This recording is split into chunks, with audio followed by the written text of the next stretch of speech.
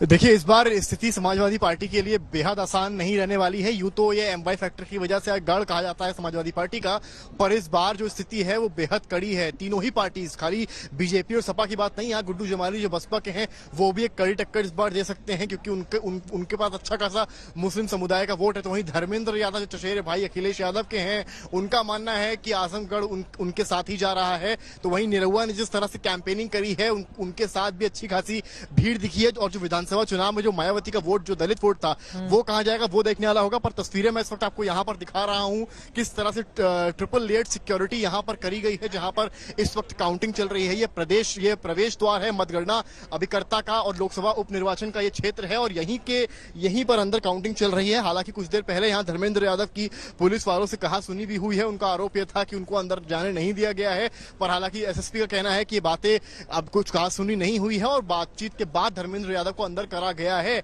पर यहां पर इस वक्त जो है स्थिति ऐसी बनी हुई है, कभी सपा आगे जा रही है, कभी बीजेपी आगे जा रही है, और ये टक्कर इस बार इतनी आसान नहीं है जितना समाजवादी पार्टी के लिए हमेशा आजमगढ़ रहा है। तो इस बार एक कड़ी चुनौती धर्मेंद्र यादव के लिए इसलिए भी है क्योंकि इस बार खाली एक तरह से बीजेपी से आपको कंपटीशन नहीं मिला है। सामने बहुजन समाज पार्टी के गुड्डू जमाली खड़े हैं, जो एक तरह से यूपी की राजनीति में गद्दावर नेता भी रहे हैं और उनके पास अच्छा खासा वोट बैंक रहा है। लोकल्स ये भी बोलते हैं कि कोविड के समय में उन्होंने ग्राउंड पर जाकर मुस्लिम समुदाय के लोगों की स्पेशली ज्यादा जाकर मदद करी है, जिसका उनको इस बार चुनाव में फायदा मिल सकता है। तो वहीं जो साइलेंट वोटर है वो कहां जाएगा, इस पर सबकी नजर है, क्योंकि इस बार महिलाओं ने भी बढ़ चढ़कर वोटिंग करी है। जहां जहां पोलिंग हम लोगों ने कवर करी है, वहां पर पुरुषों के मुकाबले महिलाओं की वोटिंग कुछ प्रतिशत ज्यादा ही नजर आई है। तो जो महिला वोट है वो कहां जा रहा है, ये बहुत दिलचस्प होने वाला है। और इन सारे एमवाई के बीच में जो दलित वोट है वो कहां जाएगा, इस पर सबकी नजरें रहेंगी।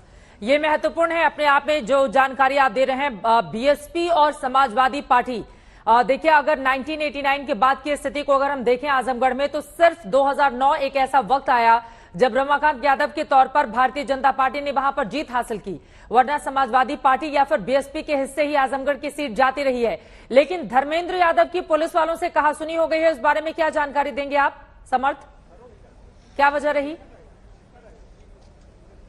देखिए, मैं इस वक्त जहां पर मौजूद हूं, ये वही स्पॉट है जहां पर धर्मेंद्र यादव इस गेट से आए थे। ये जो गेट इस वक्त मैं दर्शकों को दिखा रहा हूं, यहां पर उनको पुलिस वालों द्वारा रोका गया, और जब उनको रोका गया तो उनकी कहासुनी ये हुई कि आखिर मैं कैंडिडेट हूं तो मुझको अंदर जाने क्यों नहीं दिया जा रहा है। इसके बाद उनकी पुलिस वालों से लगभग 10 मिनट कहासुनी हुई, जिसमें उन्होंने ईवीएम को लेकर भी आरोप लगाया और कहा कि अंदर धांधली हो रही है, अंदर ईवीएम के साथ छेड़छाड़ हो रही है और इसीलिए मुझको अंदर जाने नहीं दिया जा रहा है। हालांकि 15 मिनट 10 मिनट की कहासुनी के बाद पुलिस वाले उनको यहां पर समझाने आए, और एसएसपी ने जो आज तक को बताया और ये कहा कि जो है किसी तरह की कहासुनी नहीं है, उनको गेट को लेकर कुछ कंफ्यूजन पुलिस वालों को हो गया था, इस वजह से उनको यहां पर रोका गया था। हालांकि उनको क्यों रोका गया था ये चर्चा का विषय है, पर जो धर्मेंद्र यादव की बॉडी लैंग्वेज थी, जिस तरह से वो गुस्साए थे, ये ऐसा लगता है कि उनको कुछ फीडबैक जरूर मिला है। या तो जी चित्रा, हालांकि अभी ये शुरुआती काउंटिंग है, थोड़ा दिन चढ़ने का इंतजार करना होगा किस तरह से फाइनल तस्वीर आती है। लेकिन प्रशासन की ओर से आज के इस मतगणना को लेकर किस तरह से दी गई है जानकारी, अब जरा वो सुनते हैं।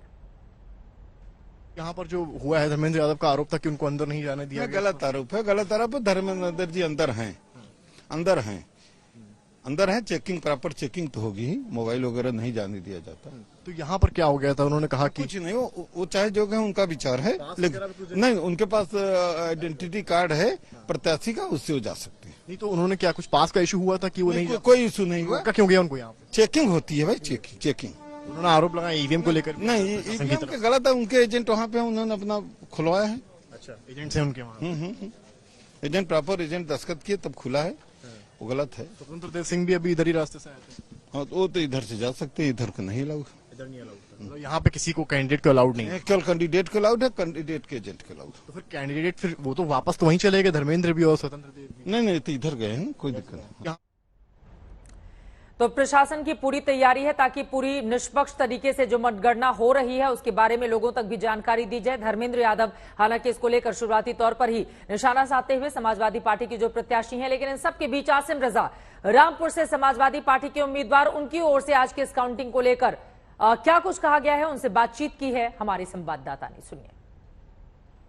सर, कितने कॉन्फिडेंट हो आप लोग ये चुनाव को लेकर? 100% जीत हमारी होगी। काउंटिंग शुरू हुई है, पहला राउंड पूरा होने वाला है।